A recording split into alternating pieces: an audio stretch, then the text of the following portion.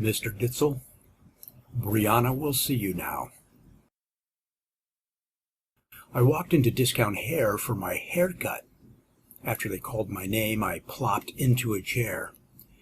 Carla sat in the next chair, taking the last drags off of her Marlboro Red, the final pull burning into the filter. Her slightly graying brown hair framed her tired face, and smoke rings filled the stagnant air. She studied me through the haze. "How would you like your hair cut today?" she asked, stubbing the cigarette in a Hard Rock Las Vegas ashtray she apparently borrowed on her last gambling junket. "Oh, this time I would like you to cut it in a sort of upsweeping swirl that makes my head look like an ice cream cone," I said. No response. No smile, no chuckle, nothing. She didn't care what I said. She cut it the same way every time. I had only two choices for a haircut in L.A., Discount Hair or the high-end Beverly Hills salon, Hair International. Nothing in between. For some reason, L.A. has no middle class in hair salons. She took a comb out of a clear plastic canister of what looked like blue formaldehyde. Her other hand held a water bottle. She wetted down my hair, my face, and shoulders, getting doused in the process. Putting down the water bottle, she grabbed a pair of scissors. They looked like scissors you see in an office. She combed some hair down in front of my face. Without looking, she made a big swiping cut, the hair falling away en masse. Was it straight? I couldn't tell from all the spray mist in my eyes. In a few more whacks with the office scissors, she was done. Carla cuts hair faster than people leaving Sunday Mass at my church. She handed me a purple plastic mirror shaped like a TV screen. I held it up as she spun me around in the chair. "I'm a new man," I said. She said nothing. I hoped a good wash would help straighten out the hair and back, which sloped downhill from left to right about half an inch.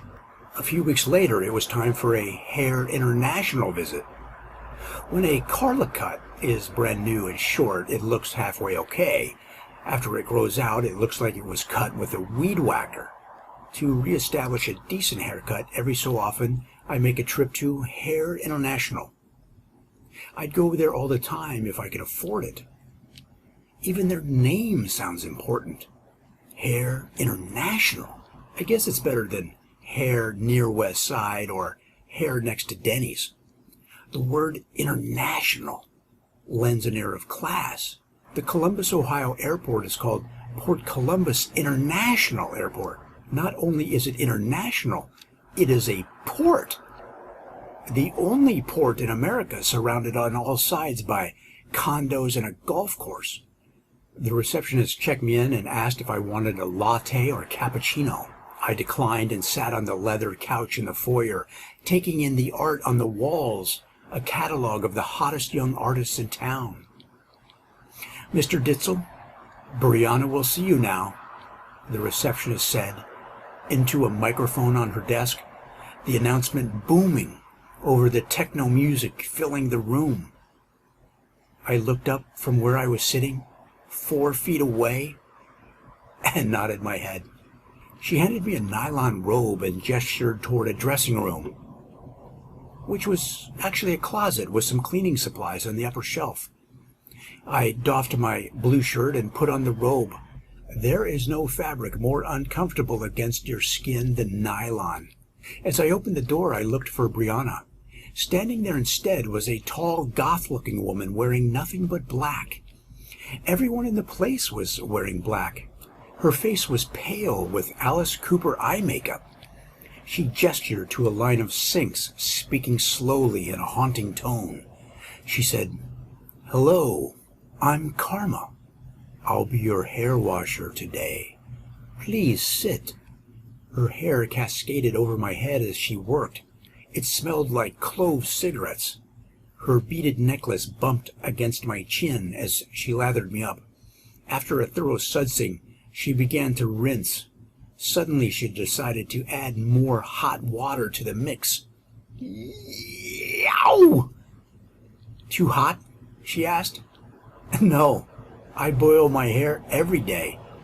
She toweled off my head as I sat up. As the searing pain left my scalp, I focused my eyes.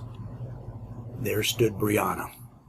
Shimmering shoulder-length blonde hair, black shoes, black capri pants, white top with black tiger stripes. Native Southern Californian, natural blonde, no elective surgery, rare.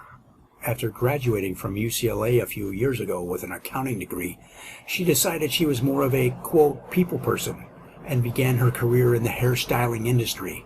Ernst & Young's loss is our gain. Where the hell have you been, she demanded loudly, trying to be heard over 9-inch nails. I couldn't admit I was seeing Carla at Discount Hair. Gosh, I'm on the road so much, I've been getting my hair cut in airports, I lied. Terrible. I need you to bring it back to life. Sliding into a chair, I detected the slight scent of her Dolce & Gabbana perfume, masked by the room's dominant smell of Paul Mitchell Awapui shampoo. She took my hair between two fingers of one hand, cutting the excess with razor-sharp scissors. She worked intently, with little small talk. I relaxed and started to drift off. There you go, she said sweetly, snapping me back to reality. How long have I been sitting here? I looked in the mirror.